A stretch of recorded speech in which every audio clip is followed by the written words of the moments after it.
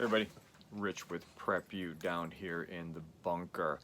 Hey, I'm sure you're looking at the title and going, okay, what's Prepper Boy up to this time with this title?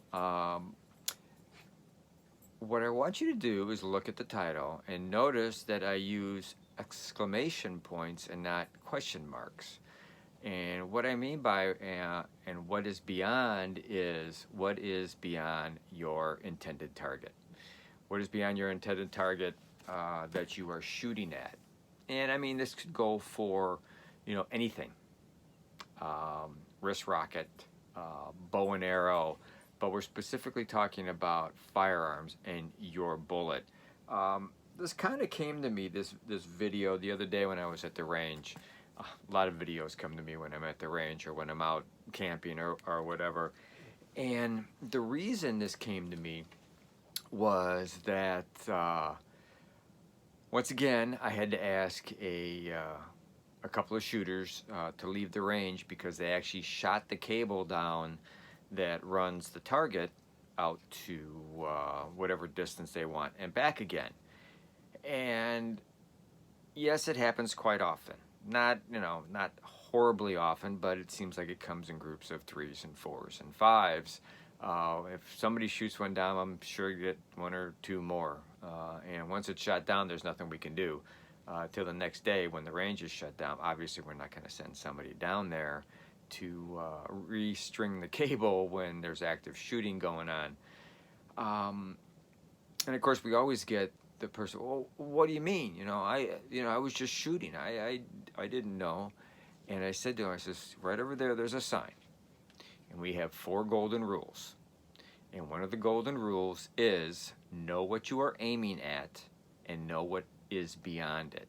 And how it happens is some guys will come in with, shockwave shotguns. Some people will have an AR pistol, and they'll have like a laser on it. So they'll hold both of those, the shotgun and the rifle, down at their waist, and they'll shoot from there. Well, the problem with that is normally they have the target nice and close, and the angle is like this, with this being the gun, this being the target.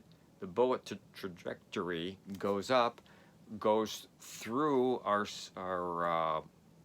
bullet deflectors and hits the cable and shoots the line down.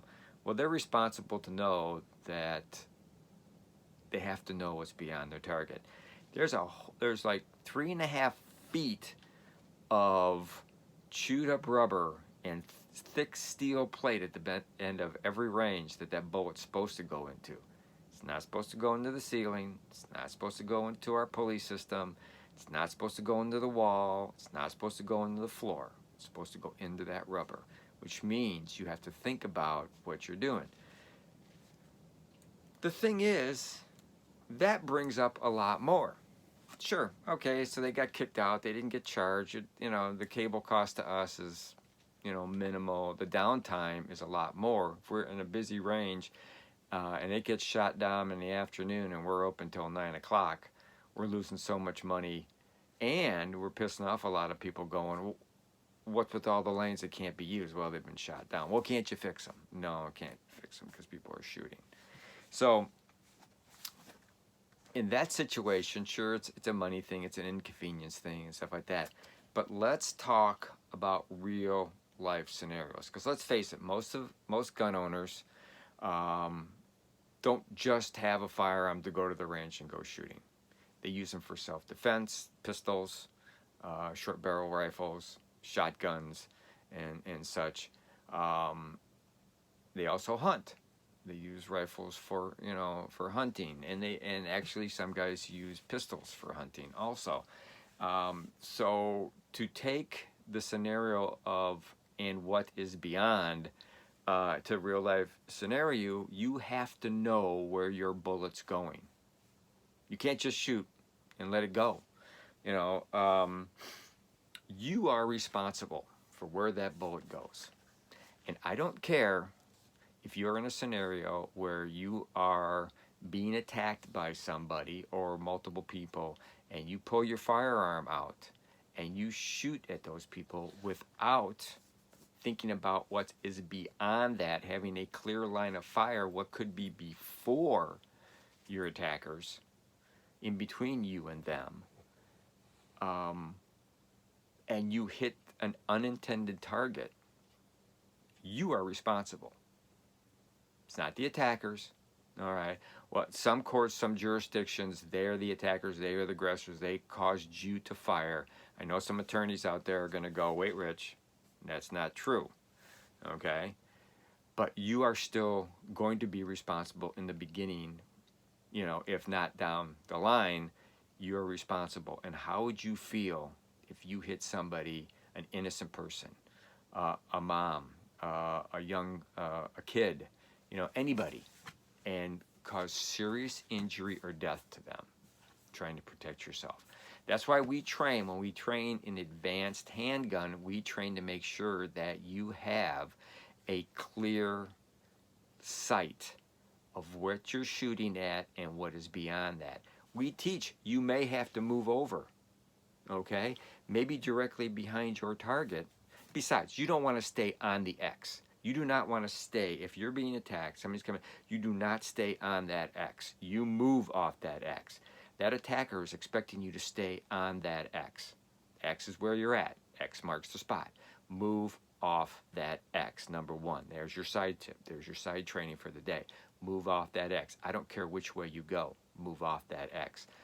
You move off that X so that your line of fire gets your bullet, if it goes past your attacker or into your attacker and beyond, depending on what kind of bullet you're using, that it doesn't cause damage to anybody else. Okay, granted. But Rich, it's a moving situation. People are flying around and going all over the place. Yes, I know that. But at the time you fire, you need to be in a position so you can personally say, there was nobody there when I fired. For your sake, your mental state, your family, and for anybody else. Stuff happens. That's in that type of a situation. Because you also have to think about the type of ammo you're using. That's why every type of firearm that you could use for self-defense has self-defense ammo. What does that do? Well, if you use range ammo in an apartment with an attacker and miss him, do you have any idea how many rooms, how many other apartments that round is going to go? I don't know. Do you? What type of round is it? How big a round is it? I don't know. But you use self-defense ammo, it's not going to go that much further. As it hits a wall, as it hits whatever, your attacker, it fragments, falls apart, and there's not that much damage. But if it isn't, it's going to continue to go until it runs out of energy, and I don't know how far that's going to be. I mean, you know, because you're talking about, you know, a bystander, a neighbor, the kid that's visiting next door in the next door condo or whatever. You have to think about that stuff. You're responsible for where that bullet goes. You can't get tunnel vision. You're going to get some kind of tunnel vision. Well, how do you avoid tunnel vision? Tip number 2. Practice these scenarios. I had a little TikTok video not that long ago. I kind of made a comment that, you know, I made a joke. I walked through the bunker. I went to my gun safe and I pulled out my AR. And I said, my wife asked me to sweep the house. And when I came out with, no, I was putting the AR back. I says, she wasn't very amused when I came and walked through the house and swept the house with my AR. And that was kind of a joke, you know, it didn't happen. Don't tell anybody, but it really didn't happen. But it was a great joke for TikTok, but it brings the point across. You need to plan for every scenario. You need to know an exit no matter where you're at. Oh, tip number 3. All right. You need to find an exit no matter where you're at. If you're in a restaurant, if you're in church, wherever you're at, know where your exit is. Know where your family is. If you're not alone, know where they are. We have videos. Some of you subscribers have seen the videos where we talk about when to engage and not to engage. There is a time to run, especially when you have your family with you, and get them out of there. and get as many other people out of there at the same time. There's also a time when you have no choice and you have to engage. Period. You have to engage. These things you have to practice. When you're at, and I hate to say this because people go, oh, Rich, I'm going to be on edge all the time. Well, you're not on edge, but you're aware of your situation. What do I say whenever I close the video? I always say is be aware of where you're at. Know what's going on. Don't care where you're at. Vacation, school, work, church. All right? So that's another one you got to be aware of. Don't get the tunnel vision by practicing. You'll get tunnel vision. The attacker's going to have tunnel vision too. There's no way around it. You're going to have some tunnel vision, but you have to break that. Okay? You also have to look. Oh, hey, here's another tip. There may not be one attacker. There may be multiple shooters. You may be at a mall. And it may be a concentrated effort by multiple people to do as much damage as possible coming from different points. All right? So you have to look around. Find the person that's the attacker. Look around. Make sure. Cover your 6. That's where you're going to get attacked from, is from your 6. If you're engaging, there's going to be somebody behind you. They do it all the time. Oh, there's another tip. Be aware of your 6. All right? But don't get tunnel vision. Be aware of your real life, situation. So talk about hunting for a second. All right? You are still responsible for where your bullet goes, wherever it goes, into your game. How many hunters, now let me ask you hunters specifically, when you're dressing out your game, find your bullet? Sure. In Illinois, you can only shoot deer with a slug. You're probably going to find your bullet. Maybe not. Depends on how close you are. Shotgun for birds. Yeah, I've bitten into quite a few, pieces of shot before because I didn't clean my quail or pheasant very well. But how many of you bear, moose, deer outside of Illinois, mountain goat, whatever, feral pigs, actually find your round when you dress out that animal? You don't, because it's a high velocity round. It's going very, very fast, and it's going through that animal. How far it's going after the animal, I don't know. What direction is it going after that animal? I don't know. How many pieces is it going to be in after that animal? I don't know. But very rarely do you find, you might find a few fragments, but you don't find a whole bullet. At least I never have. If you have, let me know. Comment. And you subscribers get this video all the time. And speaking of which, subscribers, thank you. If you're not a subscriber, please subscribe to this, all right? Especially you new shooters. You are responsible for where that bullet goes. If you shoot at that buck and you didn't realize there was a fawn or a doe behind that buck and you take them out too, who's responsible? You are, all right? If you don't have a camp deer, all right, you're going to pay, and you're going to pay for that. We've seen it in all these different shows, in Northwoods Law and stuff like that, where somebody says, well, I didn't know it was, there was another deer behind. I just didn't know it. It doesn't matter whether you know it or not. You shot it. It's your bullet. You're responsible. You also have to think about, know where you're shooting. Don't just go someplace new and just kind of look around, because you know what? I've hunted in the Upper Peninsula of Michigan a lot, and it was like this.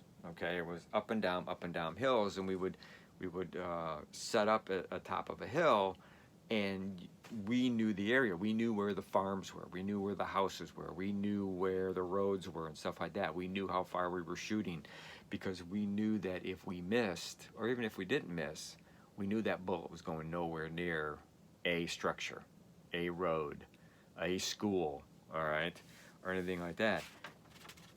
You are also responsible to know what's around you when you're hunting. I'm talking specifically hunting. You should know the land, the people, what's going on around that. At the range, you shoot something, you destroy it, okay, so you destroyed a line or a piece of equipment or whatever. You are responsible, but chances are you're not going to pay anything for it, and you'll be back the next day, you know. But what about shooting in your backyard? There's a great episode of, and this one was Northwood's Law. It was New Hampshire, where a dad had set up a range in his backyard. He had a really nice berm. Everything was set up. The only problem is you could see it right when you came up with the camera crew with the police officer that the berm was this high. His neighbor's house was this high.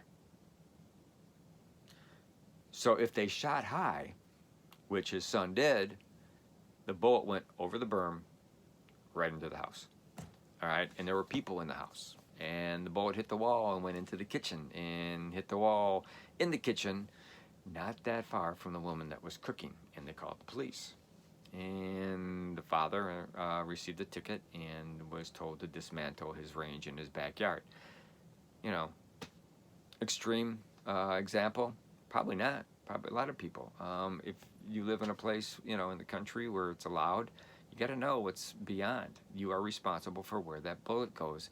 And you as a homeowner, having somebody come over use your range, you're probably responsible for that also because you set up the range. You know, and the guy that does the shooting is also responsible, obviously. You know, so you are responsible out in the country, you know, for where that bullet goes. Into a person, into a house, into an RV, into a car, into whatever. You are responsible. You know, so really the bottom line is know what is beyond your target. You must know what's beyond your target because you are responsible, period. Once that bullet leaves your firearm, you are absolutely responsible for that bullet where it goes. So that's what, you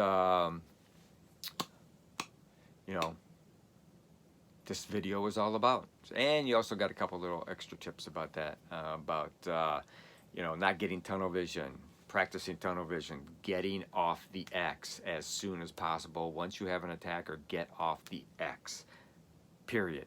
Get off of it. And there were a couple other tips in here, you know, and one of the greatest tips was, if you're not a subscriber, become a subscriber because you get more videos like this. And if you're new to our channel, don't forget to go to our playlist. We have playlists specifically for firearms, specifically for new shooters, specifically for shooters to go to the range. We have playlists for prepping. We have playlists for prepping for storms. We have all kinds of great playlists. We have 300 videos, something like that, and almost 2,000 subscribers. Help me get to 2,000 subscribers. Pass this on to all your friends that shoot, because this is really important. And last tip I'm going to give you, all right, I'm going to always hold one to the end, get insurance. It doesn't cost that much. I don't care who you use, all right? I'm not even going to tell you who I use, okay? They're not a sponsor. I don't get paid by them. There's no reason that I, you know, should promote them. But they know who I am. Calm enough. But anyhow, get some insurance before the government demands you get insurance. That's just, you know, the way it is. But anyhow, as we say when we close our videos, always be aware of your surroundings no matter where you're at. Hey, that was a tip we put in this video a little bit before. Always have enough food to survive if you have to evacuate because of weather. Or if you are going to shelter in place and have enough for everybody and have enough for people that may have to come to your house, like your kids, your grandkids, and think about how old your grandkids are and what they need, all right? And please, please, please, please, please, please, prep like your life depends on it because your life and your family's life and your pets' lives do depend on how well you prep. Thanks a lot. Take care. See you next time.